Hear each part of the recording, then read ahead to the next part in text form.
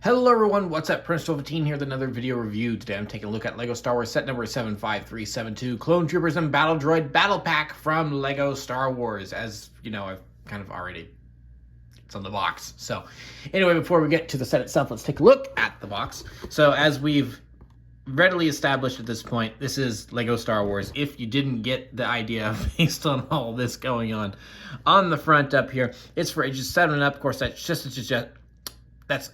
a suggestion. They have to put that on their words. It's set number 75372. It's the Clone Trooper and Battle Droid Battle Pack. It's 215 pieces. It's a building toy in several different languages. Here is everything that the set has in it on the front of the box. It's warning you not to eat the toy. That's not good for you. Here are all the minifigures. It comes with a lot of minifigures. We'll be getting to that here in a second. And then if we flip it around on the back, then you can see everything else. The nice Christoph's backdrop. You can go to, lego.com/Star Wars with your parents' permission, of course. And it's, yeah, so that's the back of the box. So here we are, a great big old battle pack, arguably, I think, up for debate. But this may be one of the best, if not the best, battle pack to ever have been released. Now, it's not a typical, $10 battle pack, $15 battle pack like we've been used to getting in the past. This is basically a 2-in-1.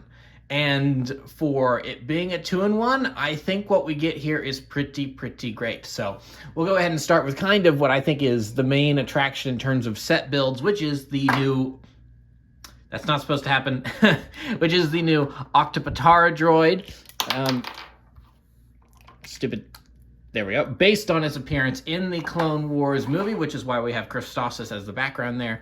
And yeah, so pretty cool build here. I really like this. Obviously, it's not to scale with how large the Octopatara was in the Clone Wars movie, but for a $30 set, this is a very good build of what this for this design. Now we'll go ahead and bring into comparison. Here is the Octopatara droid from Revenge of the Sith from the 212th Clone Troopers Battle Pack from, I think, 2015. So, I mean, this build is 9 years old already, which boggles my mind. But, yeah, so I think a definite upgrade here in a multitude of ways. I mean, obviously, there are differences in these designs because this is from Revenge of the Sith. You can see them in the background during the Battle of Utapau in several shots when Obi-Wan's fighting Grievous and such, where this is and these are supposed to be much smaller, where these are much bigger boys. But I mean, there is still a very similar design here. One thing I do really appreciate that this version does is that it does give us the gun barrels, so you can, if you just twist here, it can turn as such. So that's really cool. I do like that. But they still give us some play functions here, because that was an issue I had with this one, is that it's just the flick fire missiles. There's not, it's only play feature. There's no aesthetic to it either, and it just looks silly with these all kind of in a that triangle shape there. Just move that off to the side. But with this one, you get both the aesthetic and the play feature, because you still get flick fire missiles that just get put into here. And so if you don't want them in there, then all you have to do is pop them out, and then you don't have to worry about them. So you get options, and I really appreciate that. Also, if you in reviews long past at this point, I've kind of been a little bit of a critic of flick fire missiles, where it's like, they're kind of simple. They're not really the greatest thing in the world, I don't think. But, it's been a long time since we've had them, and I kind of appreciate seeing them back in a set of this size and everything. It's like, you know what? Yeah, that's it's kind of cool to see that back. I actually do appreciate that a little bit with this with this Octopatara build. So yeah, overall a very fun build. Move on to the stap here. I mean, there's not much to write home about here. It's a stap. I mean, the build is solid. I think it's probably maybe potentially the best stap build we have, just because of how they dealt with this down here. I think, but it's kind of at this point we've gotten several different versions of the stap build. So it's like, and that none of them have done wrong. They've all been pretty pretty accurate to what a stap is supposed to be and everything. So yeah, not really too much to talk about here. You've got the clear bricks, so it looks like it's floating and everything. Battle droid on the back. So yeah, not a whole lot to talk about there. Now, first actual minifigure in-depth look, we do have, for the first time in a long time, Super Battle Droids to talk about. And also, it's a new Super Battle Droid, where the chest is completely remolded. It's a brand new Super Battle Droid. Let me try to get the focus and the light going here so you can see it really well. So yeah, this is an all-new Super Battle Droid. Very, very cool. I really like this. This actually looks a lot closer to the actual, CG model of Super Battle Droids from Attack of the Clones Revenge of the Sith. So you do have the little spot there. The head's a lot thinner. Go ahead and bring in the older model here so you can see the differences. I mean, yeah, overall it's still the same general design, but this one just pulls off the look a little better, with the more clear lines where you can see like the armor platings put in and everything. So this one definitely good for the time, but this one definitely feels like a prototype, and then this one is the kind of the finished product. So yeah, very cool to see. The arms, the legs, basically the exact same thing. It's just the chest piece that's been remolded. But yeah, very, very cool to see that work done on the new Supers. So if I had to wager a guess, I feel like we're going to be seeing these guys popping up in more sets in the future now that they seem to have, because I mean they went through the trouble of molding a new piece for it. So I kind of feel like that they're not going to do it and just put it in this one set. I feel like these guys are going to start popping up in a bunch of other sets. So you do get 3 of these guys in this set, which is cool.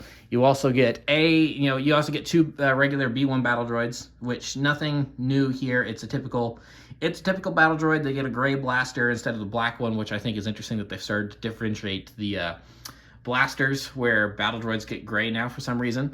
But yeah, it's a battle droid. It's basically the same unchanged design that we've had since 1999. It's with this small alteration of the new arm that was introduced in 2007. But so yeah, it's a battle droid. It's definitely a case of if it ain't broke, don't break it. So and so then moving on, here we have the new Phase 2 Clone Trooper, white job, shiny, whatever you want to call it, plain Clone Trooper here. Very cool to see, because the last time we got a plain Phase 2 Clone Trooper was, I think, the Clone Turbo Tank Microfighter, like 10 plus years ago now. So very cool to see. I do still kind of question a little bit why they've gone with this kind of stylized look for the visor and everything. Because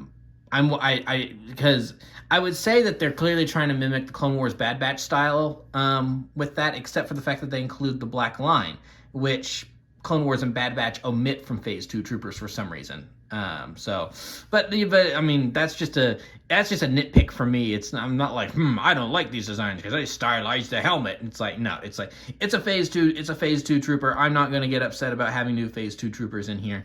So yeah. And for comparison, we'll bring in the original Phase 2 trooper from 2005. So get a sense of what almost 20 years of progress looks like in terms of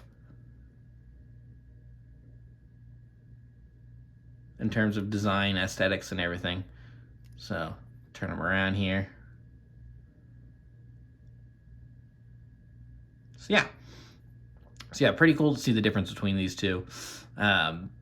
Really like this and overall how it looks, but there is just something about this design that is just classic, and I absolutely love this. So yeah, there is the new regular Clone Trooper, but then we're not done. We also have the new Shock Trooper. So here he is. Same thing with the other guy. Same clone face. It's like, they all share the same face. Shocker, they're clones. So very good. I've always loved the design of the Shock Trooper. Just the red and the striping and all that. I think that's done very, very well. I really like that. Very cool. So yeah, you get one of these in each set. in each bundle. And what is cool, speaking of bringing back the old clone trooper and everything, is that the clone section of this set is essentially a remake of the very original Lego Star Wars Clone Trooper Battle Pack. It's up on screen right here. So if you're old enough, then you recognize this. I have one of these, but the one Clone Trooper is like the only surviving figure I have of it, because the others got colored on and stuff, which I really am beating myself up about nowadays. But you're a dumb kid when the original set is out and everything. But we do have some comparisons to look at, because even though that's really the only figure I have left over from it, here is the original speeder bike from that set. So much bigger build here, as we can see. I do actually prefer the speeder bike design. It's a little more. It definitely has that classic Lego Star Wars aesthetic to it, which I love. And everything. But this one's not bad either. I do like that they do give you some stud shooters on here to give you some more play features, where this just is an imagination blaster where you can imagine it going pew pew, and that's really it. There's a slot in the back back of this one to put a blaster for the clone riding in the back and everything, so you can kind of see how that works out. And this one is upgraded in that sense a little bit, because you can put 2 blasters back here. But excuse me. But yeah, so it is cool to see these two things side to side, because this is clearly based on this. I do kind of wish it wasn't so stubby, I will say, because it just feels small. But that's just kind of a simple. I mean, this is a simple mod. You just get some extra pieces, and you can extend that out easily if you want to. So yeah, the original speeder bike from the original battle pack. Very pleased to still have this. I think it's really cool.